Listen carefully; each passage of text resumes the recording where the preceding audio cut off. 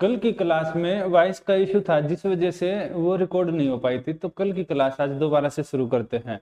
देखिए, जब हम यूपीएससी की बात करते हैं, यूपीएससी हम टारगेट लेकर चलते हैं 2026। अब बात आती है हम 2026 टारगेट क्यों लेकर चलते हैं। ऑन एन एवरेज यूपीएससी का जो सिलेबस होता है उसका 1 ईयर लग जाता है उसको कंप्लीट करने में, यानी 1 साल का सिलेबस रहता है। अगर आप अभी दिसंबर का लास्ट है, हम मानते हैं जनवरी से शुरू करते हैं, तो 1 जनवरी 2025 से शुरू करेंगे तो 2026 तक आपका जाकर जीएस का सिलेबस कंप्लीट होता है। ये है ऑप्शनल लगाएं तो अलग पढ़े तो इससे ज्यादा समय चला जाएगा, अगर इसके साथ पढ़े तो 1 साल आपका एवरेज चाहिए यूपीएससी की तैयारी के लिए। ये रहता है, इसलिए हम टारगेट लेकर चलते हैं 2026। अब हम इसका A to Z याद रखिए, हम बात कर रहे हैं A to Z, जितना भी बेसिक चीजें हैं, जितनी भी बेसिक चीजें हैं, हर बेसिक चीज के बारे में हम बात करेंगे। कि सबसे पहले आपका जो देखिए टारगेट की हम बात करते हैं, आपका टारगेट क्या है। आपका टारगेट है आपका आईएएस बनना। आईएएस बनना हो सकता है, कुछ का टारगेट आईपीएस बनना हो, कुछ बच्चे भरते हैं जिनका फर्स्ट प्रेफरेंस आईपीएस होता है, उनसे भी कुछ कम बच्चे भरते हैं उनका टारगेट होता है आईएफएस। उनसे भी कम रहते हैं, इक्का दुक्का रहते हैं जिनका टारगेट होता है आईआरएस, इंडियन रिवेन्यू सर्विस। ये रहता है आईएएस, इंडियन एडमिनिस्ट्रेटिव सर्विस, भारतीय प्रशासनिक सेवा, जिसमें आप क्या बनते हैं, जिसमें आप बनते हैं डीएम। कई जगह इनको डीएम बोला जाता है, कई जगह इनको डीसी बोला जाता है। डीएम डीसी एक होता है, जैसे कि यूपी में है, यूपी में डीसी डीएम बोला जाता है, वहीं हरियाणा में देखा जाए तो वहां पर डीसी बोला जाता है, डीसी डिप्टी कलेक्टर, यहाँ डिस्ट्रिक्ट मैजिस्ट्रेट, लगभग काम सेम रहते हैं। ये बनते हैं आपके आईएएस अधिकारी। इनका जो इनको जब फील्ड में जॉब दी जाती है तो इनको दी जाती है आईएएस के, ये डीएम डीसी। दूसरे होते हैं आईपीएस, इंडियन पुलिस सर्विस, इसमें क्या बनते हैं आपके डिस्ट्रिक्ट में बनेंगे एसपी, सुपरिटेंडेंट ऑफ पुलिस, जिसको बोलते हैं जिला का, ये जिले के चार्ज दिया जाता है सुपरिटेंडेंट का, जिला सुपरिटेंडेंट पुलिस, इसको बोला जाता है पुलिस अधीक्षक। ये रहेंगे आपके एसपी बनते हैं, यानी एक आपके डिस्ट्रिक्ट में रहेगा, एक डीएम होता है, एक होता है एसपी होता है, ये रहेगा। फिर होता है आईएफएस। देखिए आईएफएस दो होते हैं, एक होता है इंडियन फॉरेस्ट सर्विस, ये वाला फॉरेस्ट वाला नहीं है, वो अलग भर्ती होती है। यहां से जो भर्ती होंगे उन वो बनेंगे आईएफएस, इंडियन फॉरेन सर्विस में जाएंगे। फॉरेन सर्विस में जैसे कोई बनेगा अमेरिका में इंडिया का एम्बेसडर बनेगा, कोई चाइना में बनेगा, कोई जापान में बनेगा, कोई रशिया में बनेगा, अलग अलग देशों में जो इंडिया के जो रिप्रेजेंटेटिव होते हैं, जो इंडिया को रिप्रेजेंट करते हैं, वो बनेंगे यहाँ से आईएफएस, इंडियन फॉरेन सर्विस में जाएंगे। फिर इसके बाद होता है इंडियन रिवेन्यू सर्विस, ये रहते हैं जो रिवेन्यू रहता है जितना भी, जैसे एसएससी वाले किस चीज के लिए भरते हैं, वो भरते हैं इनकम टैक्स इंस्पेक्टर, ये उनसे काफी ज्यादा ऊपर होते हैं। यूपीएससी में बहुत रेयरेस्ट ऑफ द रेयर कुछ बच्चे ही भरते हैं, मैक्सिमम बच्चे ये नहीं भरते, पर कुछ बच्चों की फर्स्ट चॉइस ये रहती है। मैक्सिमम बच्चों की जो चॉइस होती है, मैक्सिमम स्टूडेंट की रहती है आईएएस, इसलिए हम बात करेंगे आईएएस, और उससे कम वालों की कुछ की रहती है आईपीएस, तो मेनली हम बात करेंगे आईएएस के बारे में। एग्जाम किन क्या रहता है, एग्जाम सबका एक ही होता है, याद रखिए एग्जाम सबका एक होता है। तो हम बात कर रहे हैं कि आपको, अगर आप आईएएस बनना चाहते हैं तो आपको क्या करना पड़ेगा कि आप आईएएस बने। तो इंडिया में आईएएस की पोस्ट ड्रीम जॉब होती है, क्योंकि ये इंडिया में सबसे ऊपर की पोस्ट मानी जाती है, और जितनी पावर होती है सारी की सारी आईएएस की पोस्ट में होती है। तो ये अच्छी खासी पावरफुल पोस्ट होती है। तो यहाँ पर क्या रहता है, तो आईएएस की जो पोस्ट होगी इसमें रहेगा आपका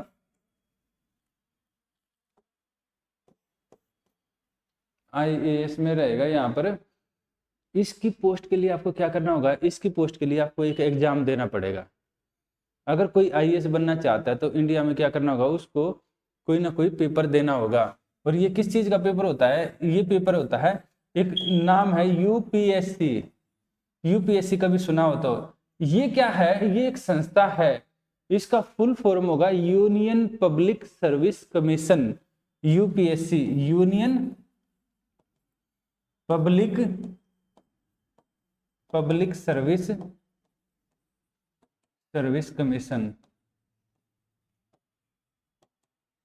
कमीशन, यानी कि संघ लोक सेवा आयोग। ये क्या है? ये एक संस्था है। जैसे कि आपका जैसे स्कूल कॉलेज होता है, ऐसी सरकार ने एक संस्था बना रखी है जिसका नाम है यूपीएससी। इसका काम क्या रहता है? इसका काम सिर्फ और सिर्फ रिक्रूटमेंट करना है, भर्ती करना है। और किस चीज के लिए हम बात कर रहे हैं? आईएएस की भर्ती के लिए। ये क्या करती है? रिक्रूटमेंट, यानी कि क्या करेगी? भर्ती करेगी। ये भर्ती करेगी किसके लिए? जैसे आईएएस के लिए एग्जाम्पल है, जैसे कि आईएएस की भर्ती। आईएएस की भर्ती का मतलब है जिन पोस्ट की हमने बात की उन सब की भर्ती। इसके अलावा भी कई सारी पोस्ट होती है इसमें। तो आईएएस की भर्ती के लिए इस सरकार ने एक संस्था बना रखी है। इस संस्था को काम क्या दिया गया है? इसको ये दिया गया है भाई देश में से कौन कौन लोग आईएएस बन सकते हैं, उन लोगों की भर्ती करना, उन लोगों को रिक्रूट करना। तो ये सिर्फ ये नहीं है कि सिर्फ आईएएस की भर्ती करती है, इसके अलावा एनडीए, सीडीएस, इसके अलावा कई मेडिकल की जो भर्तियां होती है वो भी करते हैं। इसके अलावा सीएपीएफ यानी कि पैरामिलिट्री फोर्स के लिए भी ये भर्ती करती है। भर्ती के लिए ये क्या करती है? इसका काम है, याद रखिए, इसका काम क्या है? रिक्रूटमेंट करना है। और उसके लिए क्या करेगी? उन रिक्रूटमेंट के लिए ये एग्जाम लेती है। एग्जाम अलग अलग भर्ती के लिए। हमारा टारगेट है आईएएस बनना। तो आईएएस बनना, तो जब आईएएस बनना है तो आईएएस के लिए भी क्या रहेगा? अलग अलग के लिए अलग अलग एग्जाम होता। तो यहाँ आईएएस के लिए एक एग्जाम होगा जिसको कौन करेगी? यूपीएससी, यानी कि ये एक संस्था है। ये कहाँ पर है? ये दिल्ली में है। इसका एक जैसे होता है ना, एक यूनिवर्सिटी होती है, यूनिवर्सिटी बच्चों को पढ़ाती है, ऐसी सरकार ने ये संस्था बना दी। इसका काम सिर्फ ये सौंप दिया गया कि एग्जाम कंडक्ट करवाना। उन एग्जाम को कंडक्ट करवा कर ये बताना कि कौन कौन कैंडिडेट ऐसे हैं जो आईएएस बन सकते हैं। उनको फिर सरकार को बताना कि ये कैंडिडेट आईएएस बनने लायक है, सरकार उनको वहां पर नौकरी पर रख लेती है। तो ये संस्था है। अब आईएएस की भर्ती के लिए इसने क्या किया है? एग्जाम किया है, एक एग्जाम लेती है। इसने क्या किया? इस एग्जाम को 3 स्टेज में डिवाइड कर दिया है। इस एग्जाम को ये किसके लिए है? ये आईएएस के लिए है। आईएएस, आईपीएस, आईएफएस, दो ही लिख देते हैं, आईएएस आईपीएस के लिए एग्जाम। इसने इस एग्जाम को 3 स्टेज में डिवाइड कर दिया। एक को रख दिया इन्होंने प्रीलिम्स नाम रख दिया, प्रीलिम्स, प्रारंभिक परीक्षा, प्रारंभिक परीक्षा, प्रारंभिक परीक्षा, prelims examination, prelims examination, examination. इसका प्रारंभिक परीक्षा जैसे कि आपके जैसे स्कूल कॉलेज के एग्जाम होते हैं ना, कभी हिस्ट्री का, कभी ज्योग्राफी का, कभी आपका पॉलिटिका, अलग अलग समय पर सेम क्या रहता है? एग्जाम तो एक ही होता है। जैसे आपका 10वीं का एग्जाम है पर वो कई सारे स्टेज में होगा, 8वीं का एग्जाम कई सारे स्टेज में होगा, 12वीं का होगा, अलग अलग पेपर होंगे। तो इसने क्या किया? उस एग्जाम को एक एग्जाम एक है, उस एग्जाम को 3 स्टेज में डिवाइड कर दिया। एक स्टेज हो गया प्रीलिम्स, दूसरा उसका स्टेज रख दिया इसने, यानी दूसरा चरण रख दिया मेंस, मेंस यानी कि मुख्य परीक्षा, मुख्य मेंस एग्जाम यानी कि मुख्य परीक्षा। तीसरा जो स्टेज है इसका नाम है इंटरव्यू, इंटरव्यू यानी कि साक्षात्कार, साक्षात्कार होता है इसमें। तो ये 3 स्टेज है इस एग्जाम की, यानी ये 3 स्टेज एक एग्जाम की हैं। इस एग्जाम में क्या रहेगा? सबसे पहले सब्जेक्ट इसमें कई सारे हैं पर इसमें 3 चरण होंगे। तो पहले चरण में क्या रहेगा? पहले स्टेज में इन्होंने ये देखा कि भाई भर्ती तो का अच्छे खासे लोग भर्ती के लिए आवेदन करते हैं, रिक्रूटमेंट के लिए आवेदन करते हैं। इसमें क्या रहता है? नॉर्मली जो 33% का जो स्टूडेंट है, यानी कि जो बच्चा किसी भी यूनिवर्सिटी से पास आउट है, वो क्या करेगा? वो इसका फॉर्म भर सकता है। उम्र उसकी होनी चाहिए 21 से लेकर 32 साल है। कुछ में क्या रहता है? कुछ पोस्ट है जैसे पुलिस वाली, कुछ स्पेसिफिक पोस्ट होती है, उनमें कई बार 20 साल की उम्र भी मान ली जाती है। ये हमने जनरल की बात की, 21 से लेकर 32 साल ऑन एन एवरेज एज मानी जाती है। और इसमें क्या रहेगा? जो अटेम्प्ट रहेंगे ये कितने रहेंगे? जनरल वाला पहले 4 थे, अब 6 अटेम्प्ट यानी 6 बार पेपर में बैठ सकता है इसके बीच में। और पेपर में बैठने के बाद अब क्या रहेगा ना, काफी लोग भरते हैं, कई लाख बच्चे भरते हैं, 6 लाख से लेकर 8 लाख तक भरते हैं बच्चे। कई बार ज्यादा हो जाता है, कई बार कम भरते हैं, वो अलग अलग साल का अलग अलग डाटा रहता है। ऑन एन एवरेज हम ये मानते हैं 6-7 लाख बच्चे इसका फॉर्म भरते हैं। जब इतने स्टूडेंट इसका फॉर्म भरेंगे, अब सबकी कॉपियां चेक करना तो एकदम मुश्किल हो जाएगा, सबसे लिखवाएंगे तो क्या करेंगे, इसने 3 स्टेज में डिवाइड करने का यही रीजन है कि उन्होंने सबसे पहले क्या किया, पहली स्टेज रख दी। इसमें क्या करेंगे, इसमें एमसीक्यू देंगे, मल्टीपल चॉइस क्वेश्चन एमसीक्यू देंगे। क्या रहता है एमसीक्यू, आपको क्या करना होगा, एक क्वेश्चन हो, ये जैसे एक क्वेश्चन है, ये क्वेश्चन की स्टेटमेंट है, इसके बाद 1 2 3 4 ऐसे 1 2 3 4 ऐसे करके इनका क्या रहेगा, इसके 4 ऑप्शन रहेंगे। इन 4 ऑप्शन में से जो ठीक होगा उसको क्या मिलेगी, आपको एक OMR सीट मिलेगी। आपको OMR सीट ये आपने भरी भी होगी एग्जाम में, 1 2 3 4 5 6 ऐसे इसमें लिखे रहते हैं। इसमें से जो भी ठीक होगा उस वाले गोले को आपको ऐसे रंगना है, इसमें ए हो सकता है, किसमें जो रहेगा। तो ये OMR सीट भरनी होती है। इस सीट को वो क्या करेंगे, सबके पेपर नहीं चेक कर पाएंगे, पर इस सीट के आधार पर इसको OMR के मशीन के नीचे दे देंगे। वो क्या करेंगे, वो स्कैन करेंगे, स्कैन करके तुरंत बता देगी कि कितने बच्चे के कितने ठीक है, कितने गलत है, इसके गलत ज्यादा है या ठीक ज्यादा, उसके आधार पर उनको डिसाइड कर देंगे कि अच्छा ठीक है इतने बच्चे लेने हैं, तो ऊपर वाले बच्चों को निकाल लेंगे। यानी कि यहाँ पेपर चेक करना बहुत आसान हो जाएगा।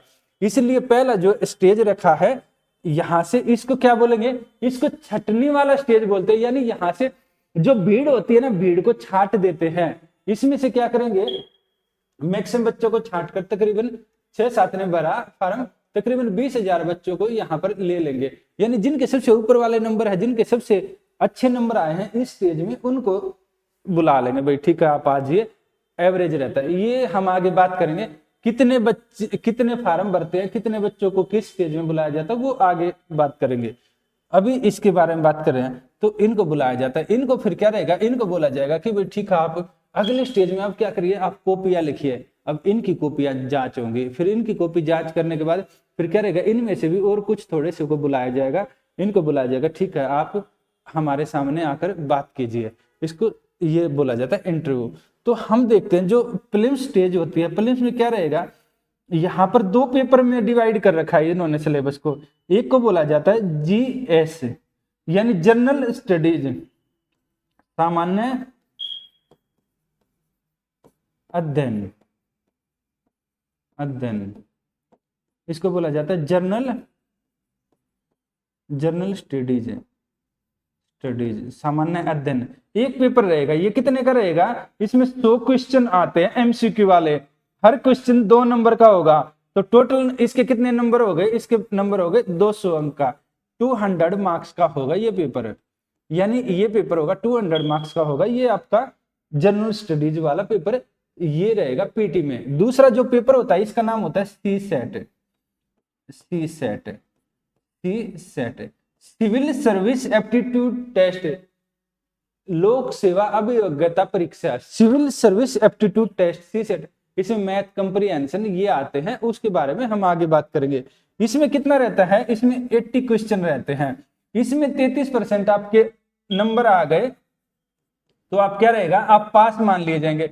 ये नंबर आपको पास करना जरूरी है, ये नंबर आपके जुड़ेंगे नहीं स्कोर में। स्कोर जो 20,000 बच्चे जो लिए जाएंगे वो आपके GS के नंबर के आधार पर लिए जाएंगे।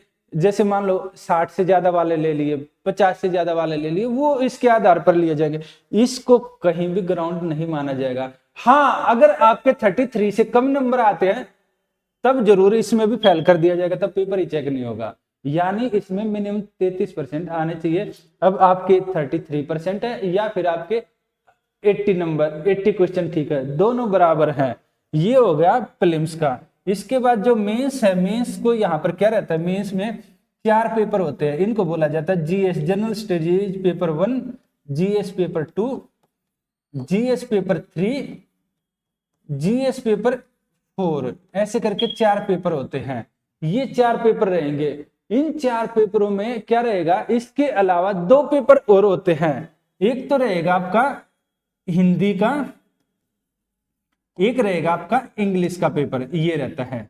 इनके नंबर नहीं जुड़ते हैं। इनके अलावा एक पेपर और होता है जिसको बोलते हैं आपका एस्से, यानी कि निबंध, और ऑप्शनल सब्जेक्ट भी रहता है आपका, ऑप्शनल सब्जेक्ट। इसकी क्या रहता है, इसकी एक लिस्ट होती है, उस लिस्ट में से जब जैसे नोटिफिकेशन आता है, नोटिफिकेशन के साथ उसी में वो लिस्ट भी होती है, तो उनमें से कोई सब्जेक्ट भी आप ले सकते हैं, हिस्ट्री, ज्योग्राफी, पॉलिटिक्स, साइंस, जो भी आप लेना चाहे उनमें से ले सकते हैं। साइंस में भी बॉटनी, जूलॉजी, क्या लेना चाहे, मैथ, ये रहता है, उनमें से एक सब्जेक्ट आपको पढ़ना पड़ता है। ऐसे होता है। ये यहाँ पर जो नंबर जुड़ेंगे मेंस में, वो किन किन के नंबर जुड़ेंगे, जीएस पेपर 1, 2, 3, 4, ऐसे ऑप्शनल के। हिंदी इंग्लिश में आपको पास करना होता है, अगर यहाँ फेल कर गए तो आपका पेपर चेक नहीं होगा। सेम यहाँ पर रहता है, अगर सी सेट में फेल कर गए तो आपको पास नहीं माना जाएगा। यानी ये एक दो पेपर मेंस वाले और एक पेपर पीटी वाला, ये पास करने जरूरी है, पर इनके नंबर नहीं जुड़ेंगे। ये है। इंटरव्यू क्या रहता है, इंटरव्यू आपकी लास्ट स्टेज मानी जाती है। इसमें क्या रहेगा, ये आपका होता है 275 मार्क्स का, 275 अंक का होता है। जो ये रहेंगे ना जीएस पेपर 1, ये कितने का रहता है, 250 अंक का होता है। जीएस पेपर 2 ये भी 250 का रहेगा, 250 का। ये भी 250 का रहता है, ये भी आपका 250 का होता है। एससी का जो पेपर होता है, एससी का पेपर भी आपका 250 का होता है, ये रहेगा। जो ऑप्शनल पेपर होता है ना, याद रखिए, जीएस पेपर 1, 2, 3, 4 और ऐसे सारे पेपर 250 के होते हैं। और जो ऑप्शनल का जो सब्जेक्ट होगा वो कितने का होगा, वो आपका, क्योंकि ऑप्शनल के यहाँ पर 2 पेपर करेंगे, ऑप्शनल पार्ट 1, पार्ट 2, ऐसे करके 2 पेपर लेते हैं। एक रखेंगे 250 का, दूसरा रखेंगे 250 का, तो टोटल मिलाकर कितना हो गया, ये हो गया आपका 500 का, यानी 500 अंक का। जैसे फॉर एग्जाम्पल, यहाँ एग्जाम्पल के रूप में हम ज्योग्राफी मानते हैं। अगर यहाँ पर देखा जाए तो एक में आएगा आपका वर्ल्ड ज्योग्राफी और उससे रिलेटेड, दूसरे में आएगा इंडियन ज्योग्राफी। 500 नंबर का हो जाएगा, 500 मार्क्स का 250 करके ऐसे हो जाएगा। ये है सिलेबस में कितने नंबर के। ऑन एन एवरेज, भले ही आप 55% में यूपी आपके अपना जो आपका जो यूनिवर्सिटी का एग्जाम होता है उसमें भले ही टॉप ना करे, भले ही आप फर्स्ट डिवीजन नहीं आए, पर यहाँ पर क्या रहता है, यूपीएससी में अगर आपके 55% है तो यकीन मानिए आपके ऊपर की कोई रैंक है। टॉपर के 52-53% के आसपास रहते हैं जो टोटल मार्क्स होते हैं इनके। जो फाइनल जो मेरिट में जुड़ेंगे, कौन से नंबर जुड़ेंगे, प्रीलिम्स के नंबर मेरिट में नहीं जुड़ते हैं। प्रीलिम्स सिर्फ इसलिए होता है कि बच्चों को, जो एक्स्ट्रा स्टूडेंट है जिनकी कॉपियां नहीं चेक कर पाए, उनको छांट दे, उनको हटा दे। जो नंबर जुड़ेंगे कट ऑफ में आपके जीएस पेपर 1, 2, 3, 4, इसके अलावा आपके एसए के, ऑप्शनल के और इंटरव्यू के जो कट ऑफ होता है, ये इन सब के नंबरों को जोड़कर तब डिसाइड होता है। इन सब के नंबरों को जोड़ने के बाद अगर आपके 52-53% आ रहे हैं तो आपको कोई ना कोई ठीक ठाक रैंक आपकी लग जाती है। कई बार तो टॉप भी कर जाता है इतनी रैंक वाला। ये हमने बताया था, एक ओवरव्यू बताया है कि यूपीएससी का सिलेबस क्या रहता है। अब कल हम इसको माइक्रो एनालिसिस करेंगे कि जो जीएस का है, जीएस में क्या क्या रहता है, फिर स्टेप बाय स्टेप आगे बढ़ते जाएंगे ताकि आपको पूरे सिलेबस का A to Z पता हो। फिर हम बात करेंगे क्या पढ़ना है, क्या छोड़ना है। ये क्लासेज आपकी कंटिन्यू चलती रहेंगी। आप इन क्लास को अपने जो साथी हैं जो यूपीएससी की तैयारी कर रहे हैं या इससे रिलेटेड कुछ इंटरेस्ट रखते हैं, जिनको भी जानकारी चाहिए, इन क्लास को शेयर कर देना ताकि वो उनको कंटिन्यू इसके बारे में अच्छी से डिटेल में जानकारी हो। यहाँ पर सिलेबस के बाद हम आगे बढ़ते बढ़ते हम पिछले सालों का पेपर भी डिस्कस करेंगे, कट ऑफ कितनी जाती है, कितने बच्चे, वो सब चीजों के बारे में 1 by 1 हम बात करने वाले हैं। ठीक है, अब कल मिलते हैं नेक्स्ट वीडियो में, इसके आगे वाले पार्ट को शुरू करेंगे। ठीक है।